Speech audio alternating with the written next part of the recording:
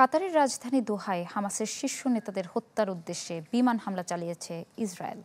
এতে নিহত হয়েছেন ৬ জন। হামাসের শীর্ষ নেতাদের হত্যার উদ্দেশ্যে হামলা করা হয় বলে দাবি করেছে ইসরায়েল।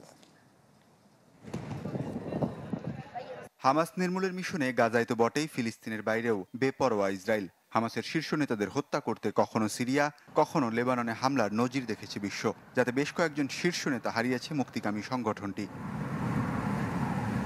মঙ্গলবার এমনই একটি মিশনে কাতারের রাজধানী দোহায় হামলা চালায় তেল আবিব, যার অনুমোদন দেয় ইসরায়েলের প্রধানমন্ত্রী নেতানিয়াহু। হামলার সময় অপারেশন রুম থেকে গোয়েন্দা কর্মকর্তাদের সাথে পর্যবেক্ষণ করেন পরিস্থিতি। তেল আবিবের দাবি, হামাসের গাজা শাখার প্রধান ও শীর্ষ আলোচক খলিল আল হায়া সহ অন্যান্য শীর্ষ নেতাদের লক্ষ্য করে এই হামলা চালানো হয়। তবে হায়া বেঁচে গেলেও নিহত হয়েছেন তার ছেলে। এছাড়া কাতারের নিরাপত্তা বাহিনীর এক সদস্যও আছেন নিহতের তালিকায়। তেল আবিবের এমন হামলাকে কাপুরুষোচিত ও কাতারের সার্বভৌমত্বের উপর আঘাত বলে নিন্দা জানিয়েছেন দেশটির প্রধানমন্ত্রী। কাতারের ভূখণ্ডে যে হামলা হয়েছে এটি রাষ্ট্রীয় সন্ত্রাস ছাড়া আর কিছু নয়।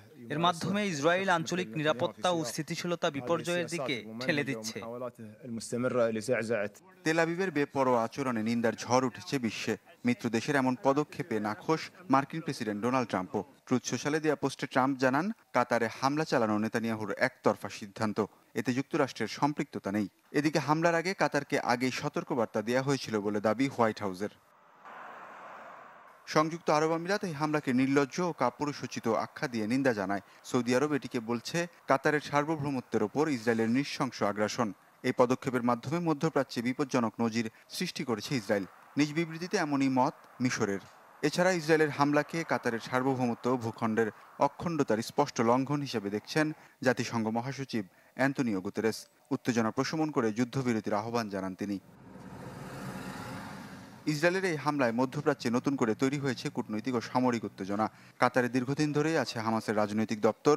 সেখানে হামাস নেতাদের ওপর এই হামলার মধ্য দিয়ে ইসরায়েলের সামরিক অভিযান মধ্যপ্রাচ্য সহ উপসাগরীয় আরব দেশগুলো পর্যন্ত বিস্তৃত হলো বলছেন বিশেষজ্ঞরা। ওয়ালিউল্লাহ ফারুক, চ্যানেল 24।